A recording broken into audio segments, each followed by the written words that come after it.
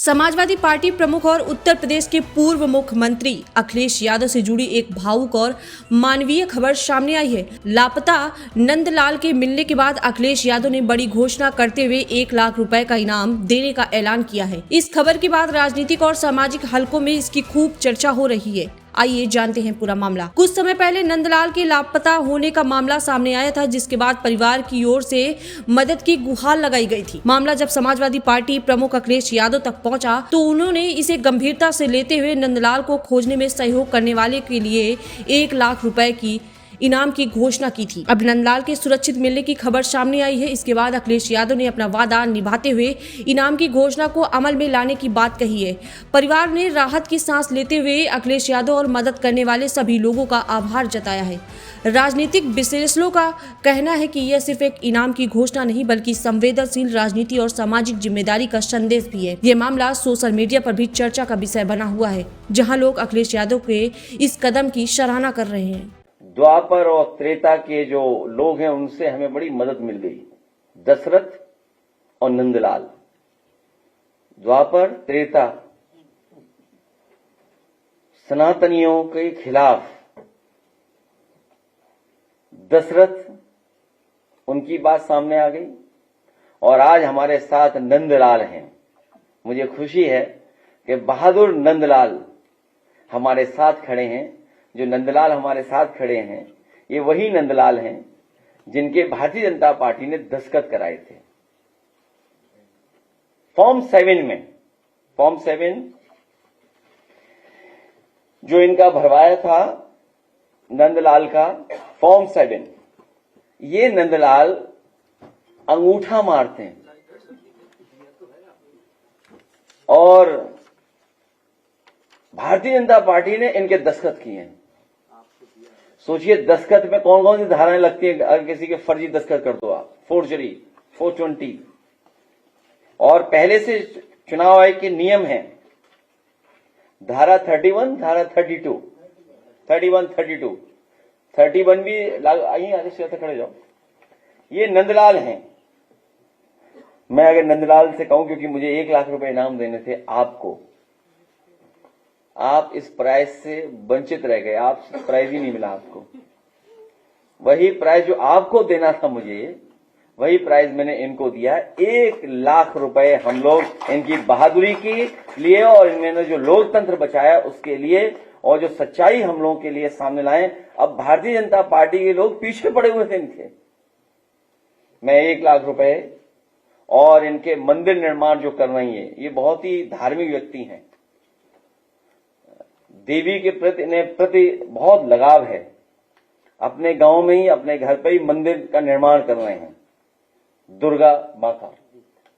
तो हम समाजवादी लोग इनके मंदिर को बनाने में भी पूरा सहयोग करेंगे, क्योंकि देवी की वजह से ही आज इनमें इतनी बहादुरी, साहस आया है और उन्हीं की वजह से आज भारतीय जनता पार्टी पकड़ी गई है।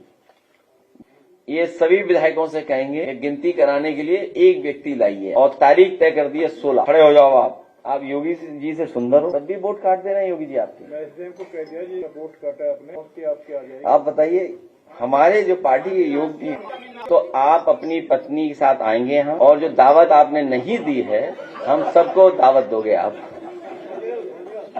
अध्यक्ष जी बताइए ना, ठीक है, दावत होगी। बैठिए पार्टी कार्यालय में 16 तारीख को वो दावत होगी हमारे विधायक जी रिजवी साहब की तरफ से। हालांकि रिजवी साहब बहुत कंजूस हैं। अब पूरी बात खोल दूं? हाँ ठीक है, नहीं होगा, खाना होगा उस दिन 16 तारीख को। हाँ, तो पत्नी जब आएंगी तो उनकी तस्वीर अपने आप खींच देंगे वो। एक विधायक बताइए, रिजवी इतने सीनियर हमारे, इनकी पत्नी का भी वोट कार्ड आया भी नहीं हो कुछ कारण। तो सोचिए, जब आप डिजिटल इंडिया की बात कर रहे हैं, आप विकसित भारत की बात कर रहे हो, पूरा भारत का बजट आपने मल्टीनेशनल कंपनियां 5% लोगों के लिए बनाया हो, पूरा का पूरा अमेरिका को कैसे साथ देंगे, यूरोप को कैसे आगे कारोबार बढ़ाएंगे, या अन्य देशों में जो चीजें उनको उनके लिए बजट बना रहे हो। दिन भर आप डिजिटल इंडिया, दिन भर आप स्किल, दिन भर आप डिजिटल इंफ्रास्ट्रक्चर की बात करते हैं। उसके बाद जो आपने सिस्टम लगाया, जो व्यवस्था बनाई है, जो इलेक्शन कमीशन को कंपनियां हायर की हैं, किसका ऐप है, किसका सॉफ्टवेयर है, कौन मैपिंग कर रहा है, कौन अनमैपिंग कर रहा है, आखिरकार उनकी बैक ऑफिस कौन मदद कर रहा है? कोई तो है जो बैक ऑफिस में भारतीय जनता पार्टी के सारे पे काम कर रहा है, उसी के कारण तो फॉर्म 7 आ रहे हैं। इसलिए हमारी मांग है, जो हमारे नंदलाल जी हम लोग सामने ले आए, 16 को और लोग लेके आएंगे, फॉर्म 7 भरवाना बंद करे चुनाव है। क्योंकि जब आपने पूरी एक्सरसाइज कर ली ऐसा है तो फॉर्म 7 तो बंद होना चाहिए, फॉर्म 6 होना चाहिए केवल। फॉर्म 7 की कार्रवाई तुरंत निरस्त करनी चाहिए। और हमारे विधायक लोग पूरी तैयारी के साथ सरकार को घेरें, भ्रष्टाचार पर, महंगाई पर, किसानों के सवाल पर, नौजवानों के सवाल पर, महिलाओं की सुरक्षा को लेकर के, या अन्य जिस तरह की घटनाएं सुनने को मिल रही हैं, अपराधी जेल से भाग जा रहे हैं और जो भागे हैं उनका सहयोग करने वाले बड़े बड़े अधिकारी होंगे। बिना बड़े अधिकारियों के कोई भाग नहीं सकता। और ये भगाए इसलिए जा रहे हैं क्योंकि दिन कम बचे हैं, सरकार का आखिरी बजट, सब अपने अपने स्थान सेट कर रहे हैं। सुनने में आया है कि ऐसा भगाया, एस्कॉर्ट किया और सीधा नेपाल बॉर्डर क्रॉस किया, हवाई जहाज में बैठाया, विदेश भेज दिया। कोडिंग सीरा वो तो चल ही रहा है। इन्हीं के लोग निकल रहे हैं, इन्हीं के लोग शामिल मिल रहे हैं, बड़े पैमाने पे इन्हीं के लोग शामिल। रियल एस्टेट वैल्यू बढ़ा ली। और जिस सरकार से कोई उम्मीद न रही हो, या जिस सरकार ने जनता को पिछले इतने वर्षों में निराश किया हो, उसके आखिरी बजट से क्या उम्मीद होगी? इनको किसी की फिक्र नहीं, ना किसान की, ना गरीब की, किसी की फिक्र। और फिक्र होती तो इतनी महंगाई बढ़ती, इतना सोना महंगा हो जाता। ये हमारे विधायक या हम सब लोग जानते हैं, गरीब परिवार आज शादी नहीं करा सकता, इतना महंगा है हर सामान। सोना तो भूल जाइए। ये तो ऐसी स्थिति पैदा कर देंगे कि लोहे पर पीतल भी करोगे तब भी नहीं आप ले पाओ। वो जानकारी लेंगे समय समय पर। देखिए, बहुत मोटी मोटी बात, भारतीय जनता पार्टी की हर काली करतूत पकड़ी जा रही, हर बेईमानी पकड़ी जा रही। आखिर सरकार ईमानदार क्यों नहीं? आयोग ईमानदार क्यों नहीं? आयोग की जिम्मेदारी बनती है कि निष्पक्ष और कॉन्स्टिट्यूशनल वैल्यूज को बचाएं। सिस्टम जितना ही स्ट्रेंथन करेंगे उतना ही डेमोक्रेसी स्ट्रेंथन होगा। अगर आप सिस्टम को खत्म करें, इसका मतलब लोकतंत्र को खत्म करें। जो जहां बैठा है उसकी जिम्मेदारी है कि सिस्टम को बेहतर करे, व्यवस्था को बेहतर करे। वो व्यवस्था बेहतर होगी तो हमारा लोकतंत्र और मजबूत होगा, लोकतंत्र के पास और भरोसा बढ़ेगा। बहुत से बीएलओ की जान गई है, सरकार ने अभी भी मदद, सरकार दबाव बना रही है, न ट्रेनिंग कराई, न कोई उनको सुविधा दी है, उनको परेशानी में डाल दिया है। दबाव, धमकी और तरह तरह का प्रलोभन ये बीएलओ को किया जा रहा है। लेकिन उसके बावजूद भी बड़ी संख्या में बीएलओ ऐसे हैं जो लोकतंत्र को बचाने के लिए वो खड़े हुए हैं, वो भारतीय जनता पार्टी से नहीं झुके। हमारे पत्रकार भाइयों, आप भी प्रहरी बन जाओ। लोग आपसे भी अपील है, बीजेपी वाले व्हाट्सएप में भी चले गए, चैनलों में तो थे ही, व्हाट्सएप पे भी आ गए, अंदर पत्रकारों के व्हाट्सएप पे आ गए। अभी केवल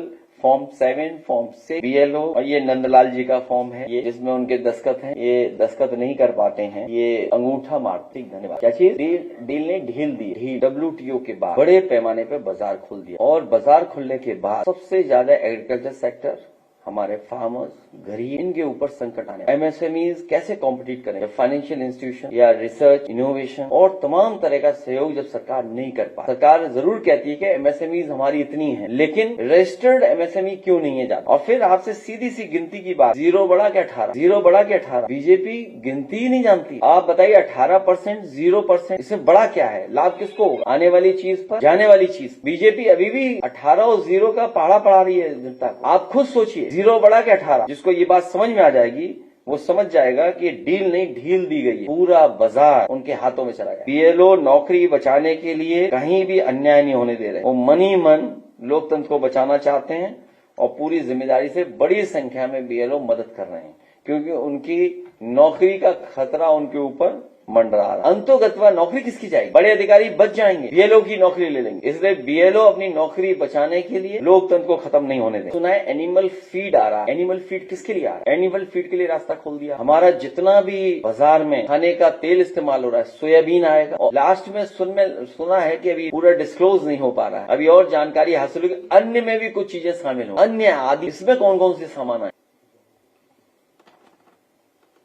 फॉर्म 7 का मिसयूज हो रहा है, जो आपने कहा कि फॉर्म 7 बंद कर दिया जाना चाहिए। आप ऐसा आओ, नंदलाल की दस्तखत करा लो। आप आओ, दस्तखत करा लो नंदलाल की, और ये नंदलाल का फॉर्म है, और नंदलाल ये खड़े, हम यहाँ खड़े। जानबूझ करके मुस्लिम मतदाताओं का वोट काटना। नागरिकता अगर है आपकी भारत की, तो आप वोट डालने वाले अधिकार है आपके पास, वोट का अधिकार है। इसीलिए कई बार का ये एसआईआर नहीं, एनआरसी था। ये रहे नंदलाल और ये रहा इनका फॉर्म। इसके बाद और क्या सबूत चाहिए आपको? आयोग बताए, सरकार बताए। ठीक, बहुत धन्यवाद।